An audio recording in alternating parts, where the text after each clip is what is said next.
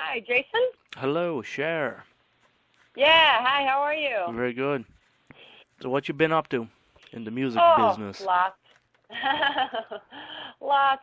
You were at rock camp. And how was that? Long nights and long days? Yeah, that was crazy.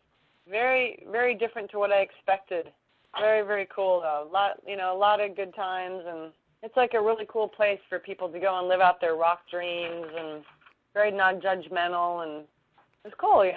Everybody got to jam with Steven Tyler and Duff McKagan and Todd Rundgren, and it was really cool. How good are these kids in the... Well, there was only one band of kids. Everybody else was, 20 to 60, doctors and lawyers and bankers and people who feel like, they have the talent, but they made a choice Right. to do something else with their careers. The people they get to jam with are definitely like, their heroes and their icons and stuff. So yeah, it was really, really cool. It's a really fun thing to do. And there's a lot of, contest winners as well. There was a guy that was there from Iraq. He was a bass player, and he was really cool. I hung out with him quite a bit. Yeah, some really cool people. What is your things to look forward to in this summer? Well, we're working on kind of like a few albums at once right now. Bam and I are working on stuff that I guess would be categorized as sort of a band album, and then some music that's more of like his solo stuff, and some music that's more of like my solo stuff. We're kind of working on everything at once. I don't know if we're actually going to do albums. It might just be EPs, because times they are a-changing. And concentrate on YouTube and iTunes and all that stuff online mostly. Yeah, for yeah, release? probably. I mean, our dream would be vinyl and digital downloads. Wow, vinyl. Yeah, we're heavily into vinyl, but we'll see. Vinyl is coming back, so... Yeah, well, it sounds better, Oh yeah, true. Stuff just sounds amazing. Going back to your days in Vixen, if you don't mind. Sure. You toured with Ozzy Osbourne. How was that in that Ozzy Osbourne era? That was when Jack was really little as well. I used to play Frisbee with Ozzy and Jack. Really? Yeah, it was really funny. He was just a cute little kid back then. What happened? We will never know. I know. That's But funny. no, it was great. Ozzy was really cool with us, and it was that was sort of the end of the first album tour for us. That was the last tour for the first album. How was Zakk Wylde in them days? He was fun. Me and him. Well, he hung out with everybody, but I remember a lot of nights he and I would go out on the town and just jam with every band we could drunkenly push our way onto stage. Really? Yeah, good times. Would you say that tour helped Vixen at all? As much as all the tours did. There was Bad Company and the Scorpions and Deep Purple and Eddie Money. I think they all helped. So any funny stories with Ozzy in those days? I think the funniest moment was when he was trying to play a joke on his assistant, his personal assistant, this guy named Tony, and he went to throw a bucket of water on him because it was a summer tour, and he missed, and it landed on the monitor desk instead.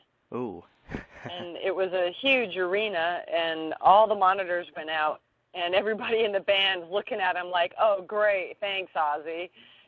Zach and Randy and everybody was looking at him like, oh, no. So they finished the set without being able to hear anything, really.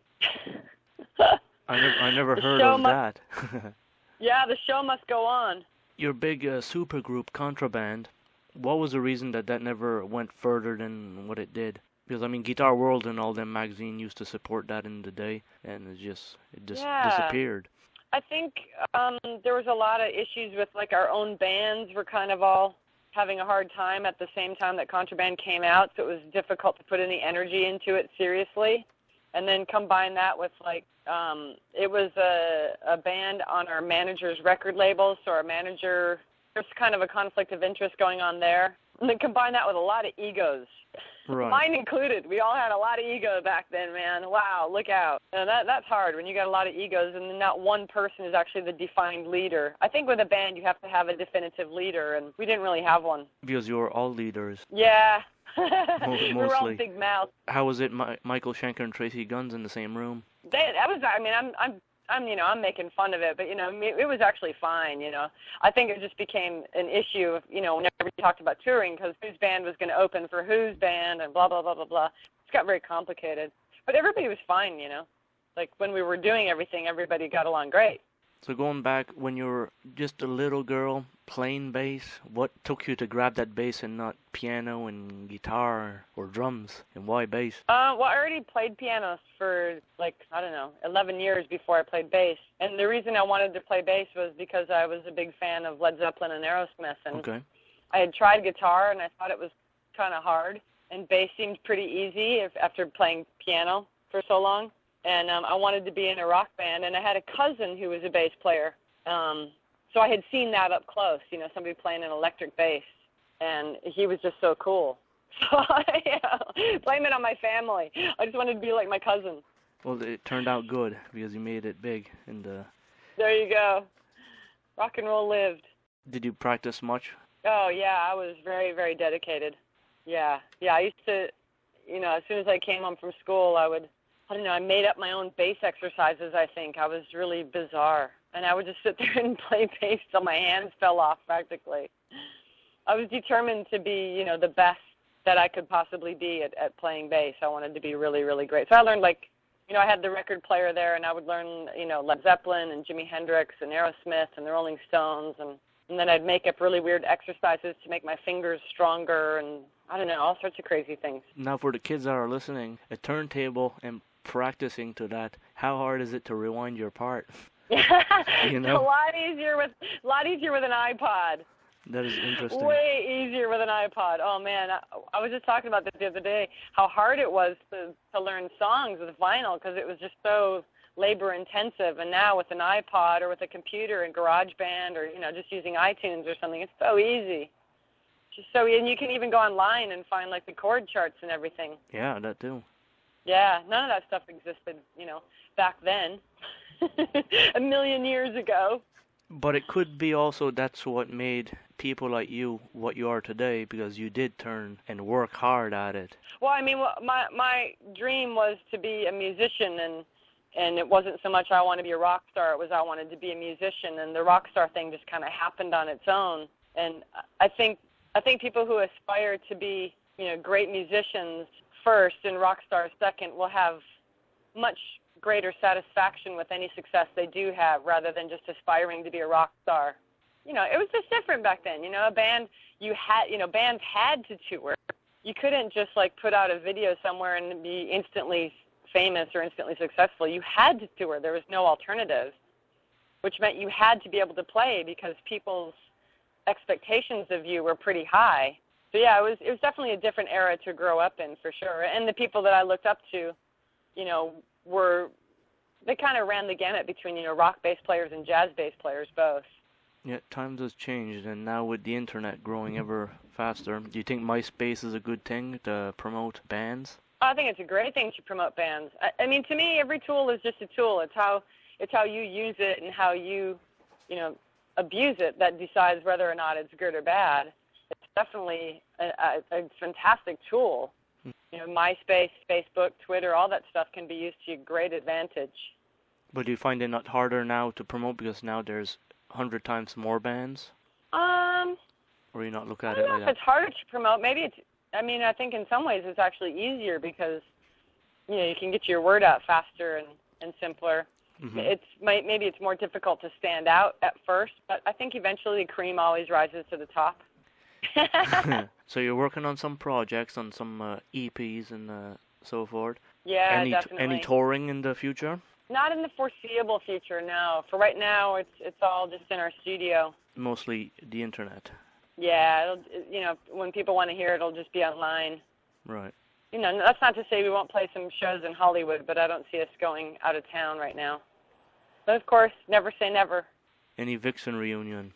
We kind of tried. We talked about it. Janet and Roxy and I were kind of all up to getting back together again, and Jan, the guitar player, is out there touring with 3 other members under the name Vixen, and she did not want to get back together with us. Maybe not the time yet again, because you did the VH1 reunion. Yeah, well, she feels loyal to her current lineup, so I think that's it. Bands reunited for the second time. Yeah, for that show, I'm sure there'd be a lot of acts on that show also. Yeah, right. We get all the same ones. You're aware that LA Guns has 2 LA Guns. What's rockandrolltv.net? That's a show that Bam and I started about gosh, I guess it's like 4 years ago now.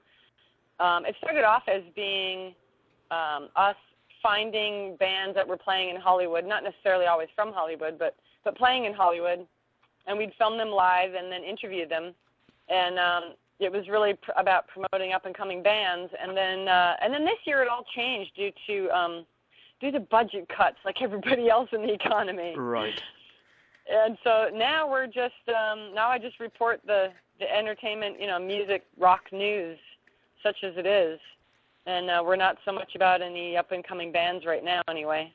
Once the economy gets better, the show will return to its previous listings, like it was? It depends. We're signed to a network, so it depends on them. Yeah, it's just like television. We have ratings and all sorts of stuff as well. So I have to admit, ratings have like quadrupled since we went to just a news format. I guess people didn't really want to know about up-and-coming bands. Well, it's been a pleasure talking to you. Oh, thank you, Jason. It's been great talking with you as well. And people can always find out what's going on with me. I have a website. It's just my name, SherRoss.com. They can find out everything that's going on there all the time. Depends on how the economy's going, if they can afford the internet connection to listen. There you go. I hear that. Well, it's been a pleasure, and you have a good evening here. All right, thanks, Jason. Okay. You too. Keep it on 11, my friend.